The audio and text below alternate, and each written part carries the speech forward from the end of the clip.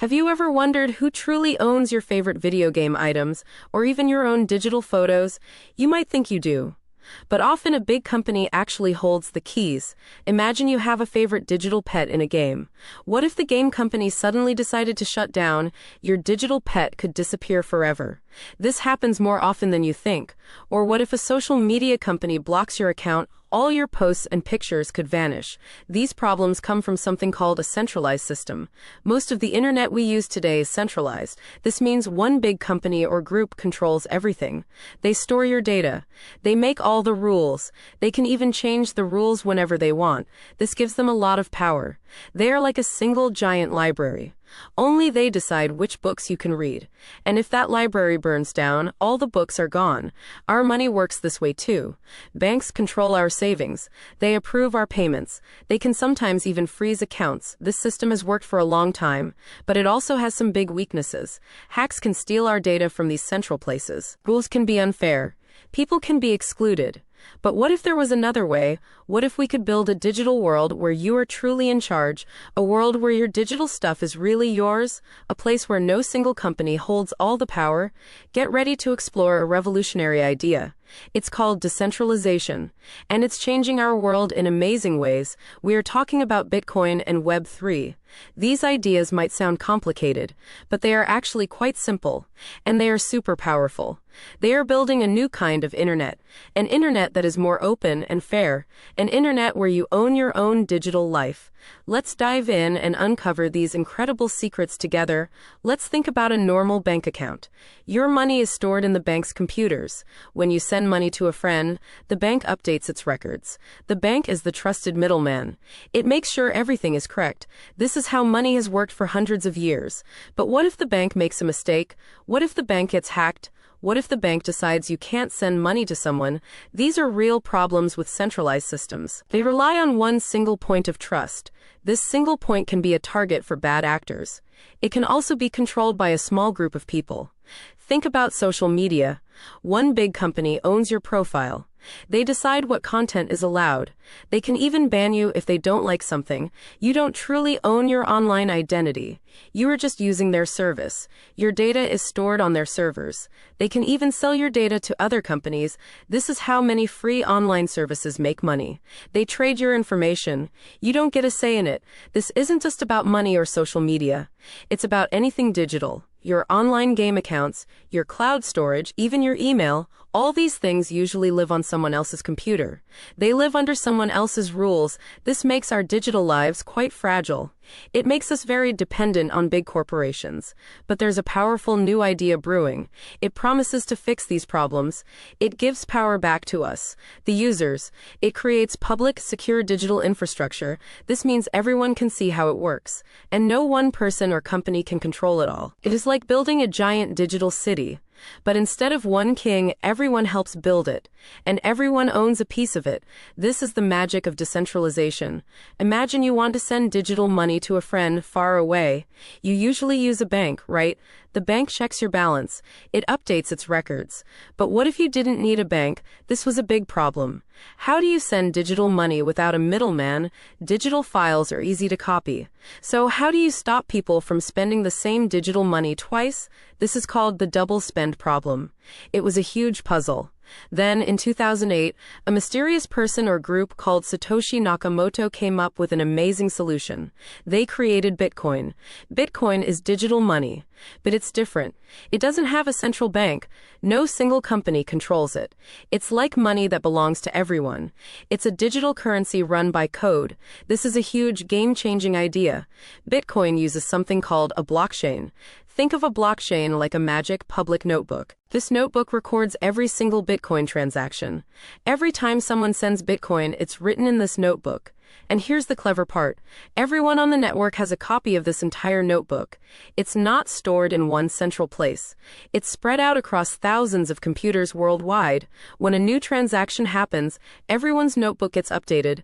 This happens very quickly. It's like thousands of people all writing in the same book at once. But in a super organized way, this shared notebook solves the double spend problem. If you try to spend the same Bitcoin twice, the network sees it immediately. It rejects the second attempt.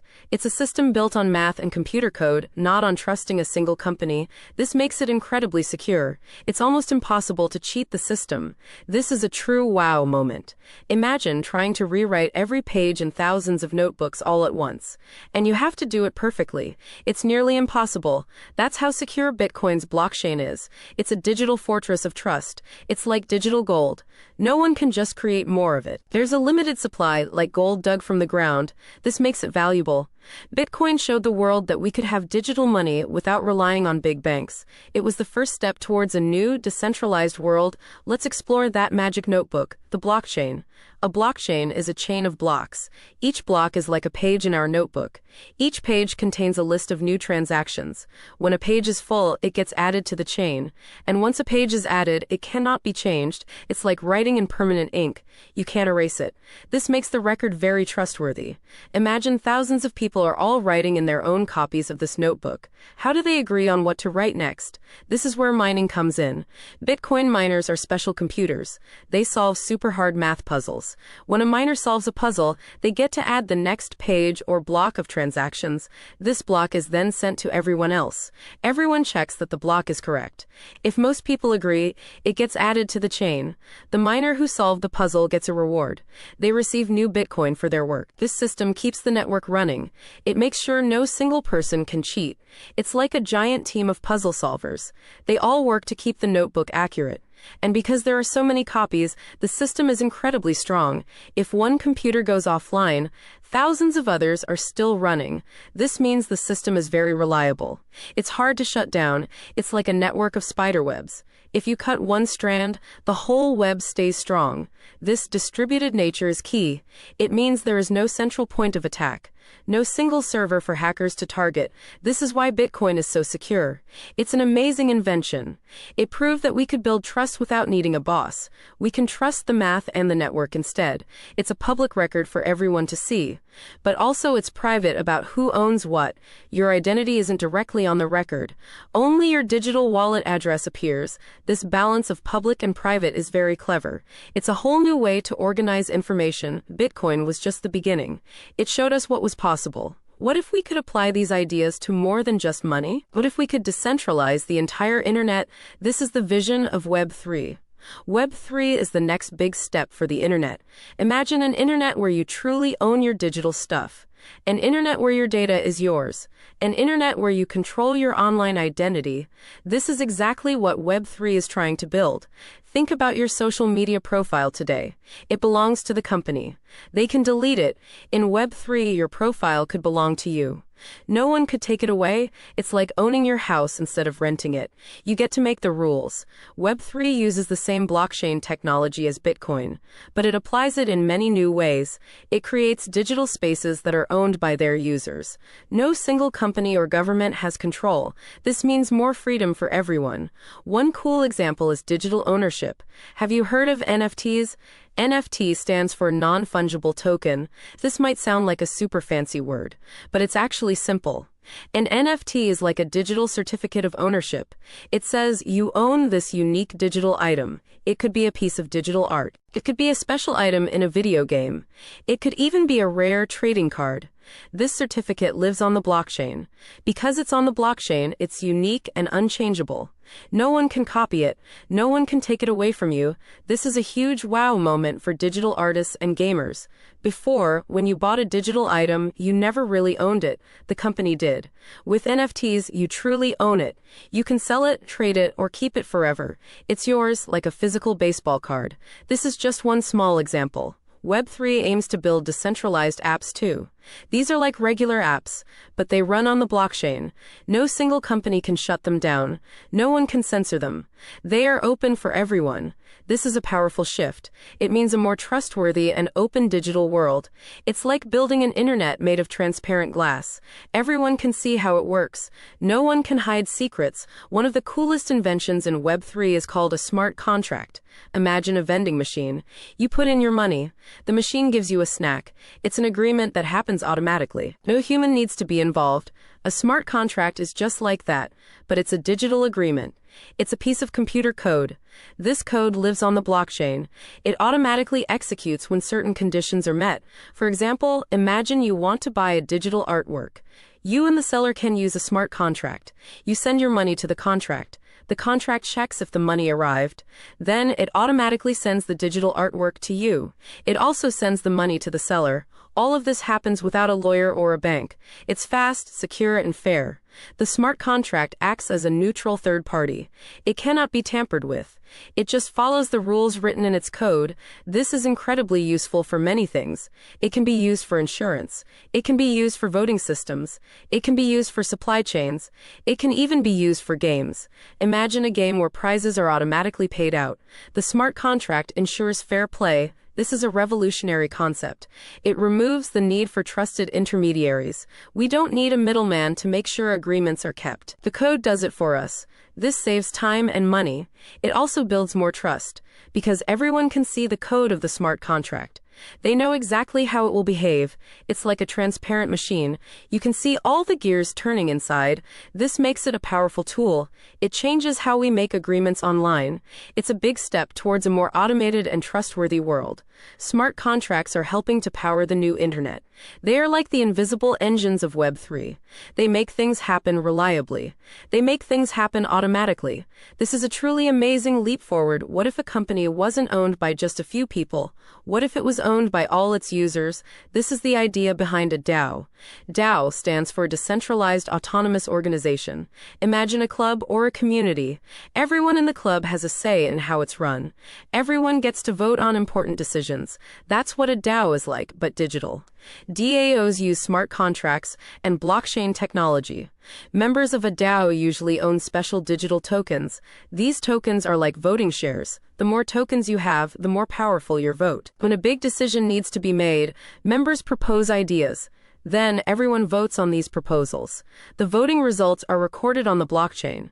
The smart contracts then automatically carry out the decisions. No single CEO makes all the choices. No single board of directors runs the show. It's truly a democracy for digital communities. This is another wow moment. Imagine a video game where the players decide the new features. Imagine a social media platform where users vote on the content rules. This is what DAOs make possible. They allow communities to govern themselves. They create organizations that are transparent and fair. Everyone can see how decisions are made. Everyone can participate. This empowers individuals in a big way. It shifts power from centralized corporations. It gives it back to the people who use the services. DAOs are still quite new, but they are growing very quickly. They are showing us a new way to organize, a way that is more open and inclusive. They are building a future where everyone has a voice. It's like a digital town hall meeting, but for the whole world. And the decisions are enforced by code. It's a powerful tool for collaboration. It's a way to build things together without needing a boss at the top. So how do Bitcoin and Web3 address the big problems we talked about earlier? They tackle the core issues of trust, security, and power. First, trust. Instead of trusting a single bank or company, we trust math. We trust the code.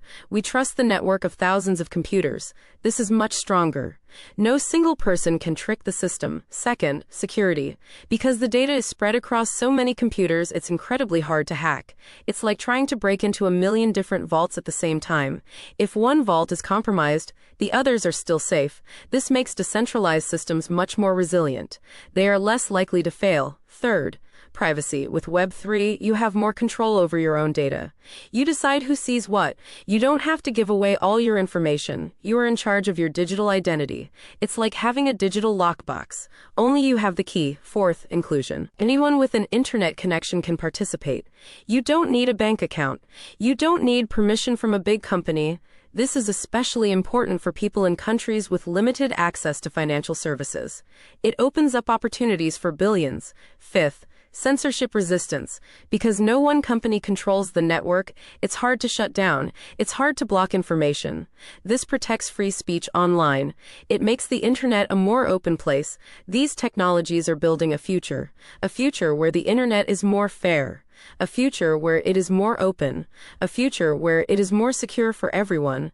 They are like strong digital foundations, foundations that cannot be easily broken. They are fundamental shifts. They are changing how we interact with technology. They are changing how we interact with each other. They empower individuals. They reduce our reliance on big, centralized powers. They are paving the way for a truly open and trustworthy internet. This is a very exciting time. We are seeing history being made. We are watching the internet grow up.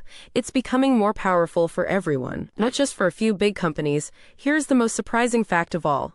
Back in 2010, someone bought 2 pizzas. They used Bitcoin. It was the very first real-world purchase with Bitcoin. Do you know how much Bitcoin they spent? 10,000 Bitcoins. At today's value, that would be worth hundreds of millions of dollars. Those pizzas were the most expensive pizzas in history. This shows how much something new can grow. It shows how much value can be created. From a simple idea, a whole new economy emerged. The biggest takeaway lesson here is about power. It's about shifting power from big companies and institutions to individuals. It's about freedom, the freedom to control your own money, the freedom to own your own digital creations, the freedom to participate without asking permission. Bitcoin and Web3 are like building a new digital road, a road that is open to everyone, a road that no one company can own or control. This road is made of trust. It is built by math. It is secured by a global network. It is paving the way for a more just and open digital future. This future is still being built, but the foundations are strong, and they are changing the world right now. It's an incredible journey. We are just at the beginning of it.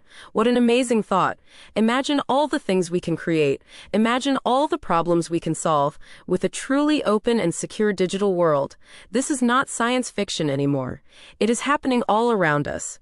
It is changing how we see our digital lives. It is changing how we interact online. It's a new chapter for human innovation.